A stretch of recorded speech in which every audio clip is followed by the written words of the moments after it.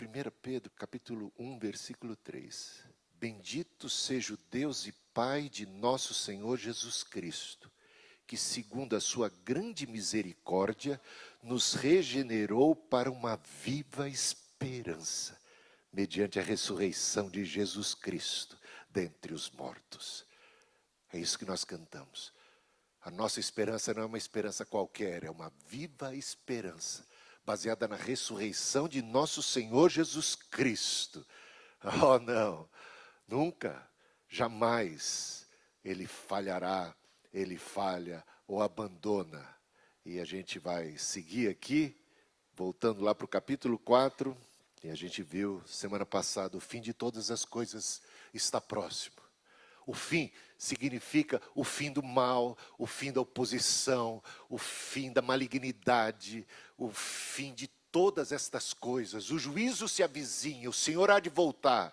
E nós estamos como que ainda padecendo as dores de parto de um reino que já foi concebido, mas que vai irromper nesse mundo e nascer, e será todo pleno, e todo vida, e todo luz, e alegria, e vindo o pecado da maldade, da injustiça. O reino de Deus e sua plenitude, que o Senhor inaugurou, está próximo. E há de se consumar, mas enquanto ele não chega, padecemos as dores de parto. E Cristo, como cabeça, sofre conosco. Estamos identificados com ele. E assim é que chegamos aqui no capítulo 4, agora versículo 12. Convido vocês a se colocarem em pé. Vamos dar sequência a esta passagem maravilhosa do apóstolo Pedro. Essas palavras inspiradas pelo Espírito Santo. A partir do versículo 12 agora. Amados, não estranhem o fogo que surge no meio de vocês, destinado a pô-los à prova, como se alguma coisa extraordinária estivesse acontecendo. Pelo contrário, alegrem-se na medida em que vocês são coparticipantes dos sofrimentos de Cristo, para que também na revelação da sua glória, vocês se alegrem, exultando. Se são insultados por causa do nome de Cristo, vocês são bem-aventurados, porque o Espírito da glória, que é o Espírito de Deus, repousa sobre vocês. Que nenhum de vocês sofra como assassino, ou ladrão, ou malfeitor, ou como quem se mete na vida dos outros. Mas se sofrer como cristão, não se envergonhe. Pelo contrário, glorifique a Deus por causa disso, porque chegou o tempo de começar o juízo pela casa de Deus. E se começa por nós, qual será o fim daqueles que não obedecem ao Evangelho de Deus? E se é com dificuldade que o justo é salvo, que será do ímpio e do pecador? Por isso também os que sofrem segundo a vontade de Deus, entreguem a sua alma ao fiel Criador, na prática do bem. Podem assentar. Não estranhe as provações, não estranhe as aflições, como se coisa extraordinária fosse. Quando a gente passa os perrengues da vida, quando a gente é perseguido, quando a gente sofre, quando a gente adoece, ou quando passamos por muitas tribulações e provações, como cristãos, somos tentados a desconfiar das promessas do Senhor. Se estamos fiéis a Deus e de repente sofremos, a gente começa a passar pela tentação de imaginar, será que vale a pena ser fiel? Por que eu estou passando por isso? Começa a estranhar, será que eu sou realmente o filho de Deus? Será que as promessas de Deus realmente são firmes? Ou elas estão falhando? Ou será que o poder do mal é superior ao poder de Deus? Estamos nós à mercê do mal? O mal está tomando conta? Onde é que está Deus nessa situação? Tentações, provações, que o apóstolo Pedro aqui está combatendo. Ele se dirige a uma comunidade de crentes. Ele se dirige à igreja e diz, não estranhem, não achem extraordinário enfrentar a tribulação. Aliás, para pensar, nós cristãos estamos seguindo a quem? Ao crucificado, aquele que foi perseguido, aquele que foi torturado, aquele que foi caluniado, aquele que foi massacrado, aquele que foi humilhado, aquele que foi esbofeteado, aquele que morreu. Nós estamos seguindo a um Senhor que foi rejeitado nesse mundo. E Jesus advertiu: o servo não é maior do que o Senhor. Se trataram assim ao Senhor, por que os servos vão esperar um tratamento diferenciado? Então não deveríamos estranhar o passarmos por diversas provações, porque isso é coisa normal, porque ainda estamos entre a primeira e a segunda vinda de Cristo, porque esperança é uma virtude cristã. Se esperamos, é porque ainda não alcançamos. Esperamos algo que ainda está por vir. Sofremos ainda as dores de parto. E estamos ligados ao cabeça, a Cristo, e Cristo ligado a nós. De tal modo que quando o Saulo perseguia a igreja, o Senhor foi ter um encontro com ele e disse: Saulo, Saulo, por que me persegues? Por que me persegues? De fato, Saulo não tinha noção de que perseguia o Filho de Deus, de que perseguia a Deus. Ele estava perseguindo a igreja, porque imaginava que a igreja era algo contra Deus. Mas Jesus se manifestou, e Jesus é o cabeça da igreja, e ele disse a Saulo: Saulo, Saulo, por que você me persegue? Veja que o apóstolo Paulo, em outra ocasião, vai dizer assim: eu estou completando as dores de Cristo. Ou seja, Cristo não parou de sofrer, ele continua a sofrer através do sofrimento da igreja, que é o seu corpo. A ideia das dores de parto, de um reino que já foi concebido, que está em processo de expansão, mas que vai irromper neste mundo. Enquanto isso, nós padecemos, gememos, suportamos angústias até agora, diz o apóstolo Paulo aos Romanos, capítulo 8. A natureza geme, e nós também gememos, e o Espírito Santo geme intercedendo por nós, com gemidos inexprimíveis. Então, padecer, sofrer, faz parte desse processo. E o que ele diz aqui é, em vez da gente achar estranho ficar surpresos, espantados, nos sentimos irritados, abalados, incomodados, inconformados, porque tem crente inconformado com o sofrimento. Como um crente pode ficar inconformado com o sofrimento? Sendo que o seu Senhor sofreu e padeceu. Então a gente deveria fazer o que Pedro aqui recomenda.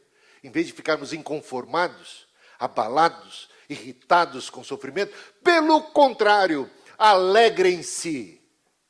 E aqui um mandamento difícil. Alegrem-se nas tribulações do mundo, tereis aflições, disse Jesus, mas tende bom ânimo, eu venci o mundo. Alegrem-se na medida em que são coparticipantes dos sofrimentos de Cristo. E aqui a gente volta os olhos para Romanos 8,17, que diz o seguinte: e se somos filhos, somos também herdeiros. Essa parte todo mundo gosta, né? Herdeiros de Deus e co-herdeiros com Cristo, se com Ele sofremos, para que também com Ele sejamos glorificados. Nos foi dada a graça de não apenas crermos em Cristo, mas de padecermos por Cristo. Estamos identificados com Cristo na sua morte e na sua ressurreição. Somos herdeiros de Deus, co-herdeiros juntamente com Cristo e co-participantes dos sofrimentos. Estamos carregando cada um de nós a nossa própria cruz. Nós nos negamos a nós mesmos, tomamos a nossa cruz e seguimos o crucificado. A toada da vida de um cristão é a sombra da cruz e a luz da ressurreição. Nunca se esqueçam disso. Sempre caminhamos à sombra da cruz e a luz da ressurreição. Dessa bendita esperança, de uma viva e bendita esperança que é o da ressurreição. Mas seguimos o crucificado, mas seguimos aquele que ressuscitou. Participamos dos seus sofrimentos, mas participamos da sua glória, da sua glorificação. Se com ele sofremos, com ele também seremos glorificados. E eu gostaria de ouvir muitos améns e glórias a Deus. Alegrem-se, meus irmãos, alegrem-se na medida em que são co-participantes dos sofrimentos de Cristo. Que privilégio! Privilégio de não apenas crermos, mas de padecermos, de carregarmos a nossa cruz e de completarmos os sofrimentos que ainda restam. Na bendita esperança da ressurreição. O fim está próximo. O fim da maldade, o fim do sofrimento, o fim de toda lágrima, o fim de toda angústia, de toda opressão. Bendito seja o Senhor. Ai, que maravilha, né? E que coragem é essa? Que autoridade é essa? Gente, baseado em alguma coisa muito forte, muito especial. Alegrem-se. Que autoridade! Que palavra de autoridade! Alegrem-se quando você, na mesma medida em que vocês participam, quanto mais você participar de sofrimento, maior seja a sua alegria. É o que ele diz. E é baseado que a alegria que vem do Senhor é a nossa força. A certeza de que, como é que nós cantamos? Oh, não, nunca me deixou. Nada pode nos separar do amor de Deus que está em Cristo Jesus. Nem a morte, nem o perigo, espada, nudez, fome, qualquer oposição, o inferno inteiro. Nada pode nos separar do amor de Deus que está em Cristo Jesus. E a gente cantou também algo que dizia respeito ao vale da sombra da morte. E rompendo em fé, ainda quando a nossa fé é provada. É uma chance. A ideia da aprovação é muito interessante, que ele coloca aqui como fogo, né? Fogo que surge, destinados a pô-los à prova. Veja só 1 Pedro 6, 6 e 7.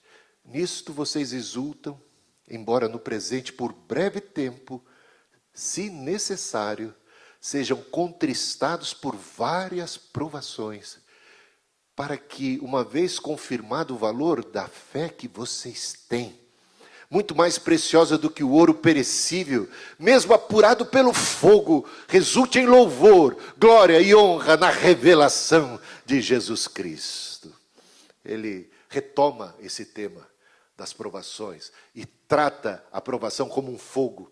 Assim como o fogo purifica o ouro, esse fogo da provação purifica a nossa fé, purifica a nossa alma, nos torna mais santos, e esta fidelidade que nós vamos expressar no fogo da provação será glória para o nome de Deus e vergonha de Satanás e do acusador.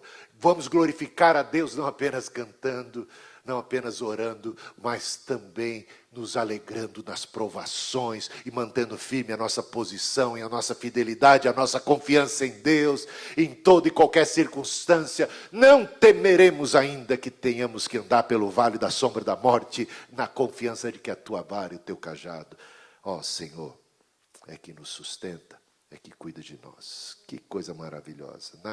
Aí, alegrem-se na medida em que são coparticipantes dos sofrimentos de Cristo, para que também, na revelação da sua glória, Jesus já está na glória, tá? Ele já foi glorificado. Mas a revelação dessa glória para o mundo inteiro ainda não aconteceu. No dia da sua segunda vinda, será a revelação da sua glória. E, eu diria, da nossa própria glória, que está em Cristo, que está nele, porque nós ressuscitaremos. Nós, que se estivermos vivos, passaremos por um processo de transformação, glorificação, teremos um corpo glorificado, seremos glorificados juntamente com Cristo, nos encontraremos com Ele nas alturas e Ele há de vir para julgar os vivos e os mortos. E todo joelho se dobrará, toda língua confessará que Jesus é o Senhor. Ó, glória para sempre ao Cordeiro de Deus. É o dia da manifestação da sua glória, na revelação da sua glória. Vocês se alegrem exultando. E a gente já antecipadamente já se alegra agora, na certeza dessa bendita esperança que temos. Versículo 14. Se são insultados por causa do nome de Cristo, insultados, que tipo de perseguição a gente pode sofrer por causa do nome de Jesus? Vamos pensar nos discípulos. Eles foram menosprezados, caçoaram deles, disseram que eles estavam seguindo a um criminoso que foi crucificado com a pior pena de morte que tinha naquela época. Que vexame, que papelão, o que vocês estão fazendo? Vocês estão seguindo alguém, um criminoso. Então, diminuíam aos cristãos nisto. Ele foi crucificado maldito que foi morto na cruz. Esse era o conceito, era um escândalo. Um escândalo para os judeus. E o cristianismo surge numa comunidade judaica. E para os que não são judeus, era uma loucura. Essa ideia da cruz, essa ideia de expiação e tudo mais, loucura. Então, eles eram chamados assim de idiotas, de tolos, de pessoas sem um pingo de razoabilidade. E aí, além disso, eles eram perseguidos. Eles eram presos, eram torturados, eram mortos, assassinados e caluniados. Todo tipo de fake news se dava contra os cristãos. Quer ver? Diziam que eles praticavam canibalismo por causa da ceia do Senhor. Alguém foi lá e participou de um dos cultos e viu falando assim, esse é o corpo de Cristo. E eles estavam comendo. Acho que fizeram picadinho desse Cristo e estão comendo os pedaços do corpo dele lá. Diziam também que eles praticavam incesto, porque amavam os irmãos, irmãos, se amando. Achavam todo tipo. Nero botou fogo em Roma, e a culpa nos cristãos. E espalhou, foram os cristãos. E o pessoal deu crédito. Deu crédito a isso. E eles eram odiados. Odiados. Já parou para você pensar em uma campanha de ódio pelo império, pelos poderosos, contra você, ou contra o grupo de cristãos? Foram odiados e perseguidos, insultados. Se são insultados por causa do nome de Cristo, vocês são o quê? Bem-aventurados. E aí, nas bem-aventuranças, no Sermão da Montanha, Jesus deixa isso bem claro. Bem-aventurados quando forem perseguidos por causa do meu nome. Agora, olha só. Porque o Espírito da glória, que é o Espírito de Deus, repousa sobre vocês. Isso nos leva a algumas passagens do Antigo Testamento, quando fala do Espírito Santo repousando sobre determinados indivíduos, em determinadas ocasiões. Isaías 11:2, por exemplo. Repousará sobre ele o Espírito do Senhor. Depois, Números 11:25. Então o Senhor desceu na nuvem e falou com Moisés, e tirando do Espírito que estava sobre Moisés, o pôs sobre aqueles 70 anciãos. Quando o Espírito repousou sobre eles, profetizaram. 2 Reis 2:15. O Espírito de Elias repousa sobre Eliseu. Atos 2:3. E apareceram distribuídas sobre eles línguas como de fogo, repousando ou pousando sobre cada um deles. Já parou para pensar? Que agora o que repousa sobre nós, ainda quando somos insultados, perseguidos, quando somos desprezados, quando somos ridicularizados, o que repousa sobre nós é o Espírito da glória de nosso Deus. Isso é tremendo, isso é tremendo. Vamos lá? Versículo 15. Que nenhum de vocês sofra, está falando de sofrimento até aqui, como cristão, como cristãos. Sofrer injúrias, perseguição e também sofrer as mazelas da vida, mas de uma perspectiva assim de que não estamos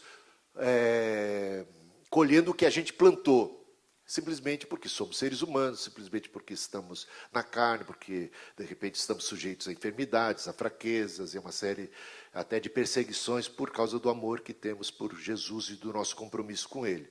Agora, que nenhum de vocês sofra, ele sente necessidade de deixar isso bem claro. Que nenhum de vocês sofra como assassino. Tá bom? Porque se você cometer tal crime, haverá consequências ou não. Você está plantando vento, vai colher tempestade. Não sofra como assassino. Ou ladrão. Ou malfeitor. Não seja porque você fez coisas erradas, porque você plantou o ódio, porque você foi hostil, porque você fez ao mal para alguma pessoa, ou qualquer coisa ruim que você tenha plantado. Não seja por isso. Ou como quem se mete na vida dos outros. Porque quem se mete na vida dos outros acaba também sofrendo as consequências disso. Então, estamos proibidos de nos metermos na vida dos outros. Que bom, né? Você não se mete na vida dos outros, né? Que bom. Não sofra como malfeitor. Não sofra por isso, por coisas ruins que você plantou. Mas, se sofrer como cristão, não se envergonhe. Não se sinta diminuído. Pelo contrário, glorifica a Deus por causa disso. Essa graça de podermos padecer com Cristo. Porque chegou o tempo, e olha aqui que advertência. Porque chegou o tempo de começar o juízo pela casa de Deus. O que ele quer dizer com isso? Ele quer dizer o seguinte: não pensa que porque você foi batizado, não pensa que porque você é crente, cristão, porque você é do povo de Deus, porque você está na casa de Deus, porque você está escutando as palavras do apóstolo Pedro, porque você segue a Cristo, que você pode agir como você bem entende. Não sofra como assassino. Não sofra como ladrão. Não sofra como malfeitor. Não sofra se metendo na vida dos outros, como quem se mete na vida dos outros. Não sofra como um maledicente. Não sofra como uma pessoa que causa ou que planta vento, porque você vai acabar colhendo tempestade. E o juízo de Deus, que vem sobre toda a humanidade, começa pela casa de Deus. E não pensa porque você faz parte da casa de Deus, que você pode afrouxar a vigilância e a rédea. Porque Deus vai pegar pesado. Porque não vai ter, assim, moleza, só pelo fato de você ser cristão. Pelo contrário, você tem maior responsabilidade ainda. Não sofra como malfeitor. É isso, o juízo começa pela casa de Deus. Eu estou lembrando aqui agora do livro de Apocalipse. A Cléo quer que eu traga aqui mais estudos sobre o Apocalipse. Talvez na reunião das mulheres a gente pode, né, de quando em quando, estar trazendo aí umas reflexões sobre Apocalipse. Olha aqui, o que é o livro de Apocalipse, senão o livro da consumação de todas as coisas. Dos juízos de Deus sobre a terra, que vão chegar ao ponto do juízo final. Contra todo mal, contra toda iniquidade. Agora, repare bem. Se o livro de Apocalipse traz a consumação de todas as coisas, uma descrição de como esse fim, que o apóstolo Pedro aqui anuncia na sua primeira epístola, capítulo 4, versículo 7, o fim de todas as coisas está próximo, e o Apocalipse revela como é que isso se dará, todo esse processo do fim, até a consumação de todas as coisas. Repare bem que o juízo começou pela casa de Deus. Antes de você ver qualquer juízo se abatendo sobre a terra, e serão umas sucessões de juízos até o último e derradeiro juízo, por ocasião da segunda vinda de Cristo, o juízo final. Há uma série de juízos que vêm sobre toda a humanidade, sobre toda a terra, sobre toda a impiedade. Começa o livro de Apocalipse, Deus tratando com a sua igreja. O juízo começa pela casa de Deus. Ele aponta o erro, conclama o arrependimento até a igreja de Éfeso. Volta ao teu primeiro amor, arrepende-te, senão virei contra ti e removerei o teu candelabro. O juízo começa pela casa de Deus, e se Deus trata assim os que são justos, muitas vezes até os disciplina, não para condenação, mas para dar uma sacudida e aprumá-los, prepará-los, santificá-los, que fim você espera? Não será daqueles que desobedecem ao Evangelho, que ignoram a Deus e que vivem maldade, impiedade e tudo mais. É isso. Porque chegou o tempo de começar o juízo pela casa de Deus. E se começa por nós, qual será o fim daqueles que não obedecem ao Evangelho de Deus? Se não obedece ao Evangelho é porque conhece o Evangelho, concorda comigo? E se a gente conhece o Evangelho e não obedece, qual será o nosso fim? E se é com dificuldade que o justo é salvo, o que significa isso? No mundo tereis aflições, o justo vai passar por aflições, por vales sombrios. A nossa fé vai ser provada, a gente cantou hoje e está pregando. A nossa fé vai ser provada. Nós vamos ser provados pelo fogo. Há todo um processo. A vida é dura, o caminho é estreito e apertado. E se é com dificuldade que o justo é salvo, e o justo será salvo, o justo vai acabar vencendo as provações e vai glorificar o nome de Deus e vai perseverar até o fim, porque senão não será justo no final das contas, né? Que será do ímpio e do pecador? O fim de todas as coisas se aproxima, o juízo vem sobre todos indistintamente e começa pela casa de Deus. E aí terminamos aqui esse trecho, o capítulo 4, com as seguintes palavras de Pedro. Por isso também os que sofrem segundo a vontade de Deus. Olha que interessante, os que sofrem segundo a vontade de Deus. Tem gente sofrendo sem ser segundo a vontade de Deus, não é isso? Quem cometeu um assassinato vai acabar sofrendo, mas isso não foi segundo a vontade de Deus. Quem roubou vai acabar sofrendo as consequências, mas isso não foi segundo a vontade de Deus. Quem mentiu, quem fez um mal, praticou o mal e quem se meteu na vida dos outros. Exclui-se todos os malfeitores, todos os maus intentos, os que sofrem segundo a vontade de Deus.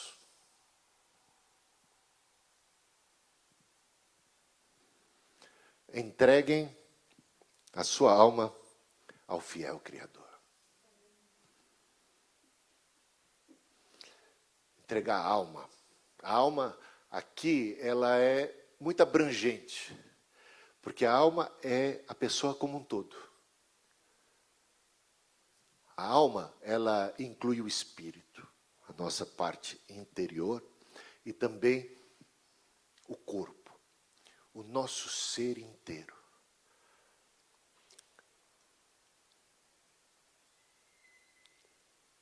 A gente tem que se apresentar diante de Deus como um sacrifício vivo.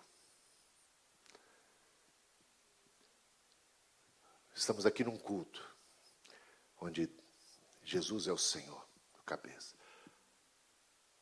Encomende a sua alma.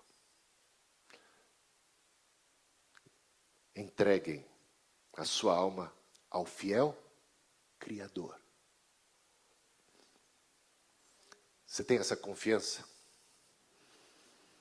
Se você sabe que Ele é fiel, e se você sabe que Ele é o Criador da sua alma, do seu ser como um todo, entregue-se nas mãos dEle. Senhor, faça como Maria, aquela oração. Cumpra-se na tua serva a tua vontade. Eis aqui o meu corpo. Eis aqui o meu espírito. Eis aqui o meu ser. Isso é libertador. Se você for capaz de confiar no fiel Criador e entregar-se de corpo e alma a Ele, você vai experimentar uma libertação tal de todo medo. Tenham bom ânimo, eu venci o mundo.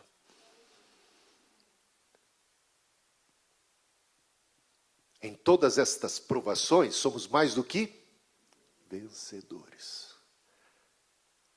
Porque eu estou bem certo que nem a morte, nem a vida, tribulação, angústia, dor, nada, absolutamente nada, pode nos separar do amor de Deus que está em Cristo Jesus. Sabemos que todas as coisas cooperam para o bem daqueles que amam a Deus.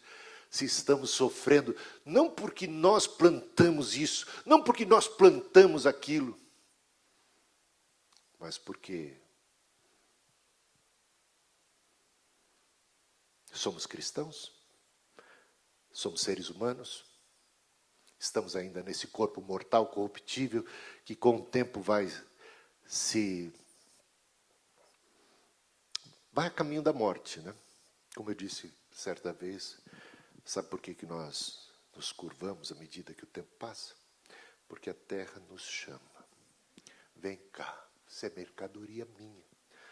Ao pó, do pó viemos, ao pó retornaremos. Mas ainda que esse corpo mortal corruptível, essa tenda venha a se desfazer, temos da parte de Deus uma bendita esperança, um corpo incorruptível. E Ele está conosco. A cabeça, a ligação da cabeça e o corpo, uma coisa só. Ele em nós. Não sou eu mais quem vive, mas Cristo vive em mim. E eu tenho, e você também, o Espírito da glória repousando sobre você, no meio das provações, e daquela turma que vem só caçoando e zombando, e dizendo você é um abandonado, você, olha que situação, olha como você se encontra, você foi abandonado por Deus? Não fui abandonado por Deus. O Espírito de glória está sobre mim. O Espírito testifica com o nosso Espírito que somos filhos de Deus. Nós gememos ainda, mas temos bom ânimo. Fomos regenerados para uma bendita e viva esperança. E podemos encomendar as nossas almas ao fiel Criador. Na prática do bem. Sempre na prática do bem.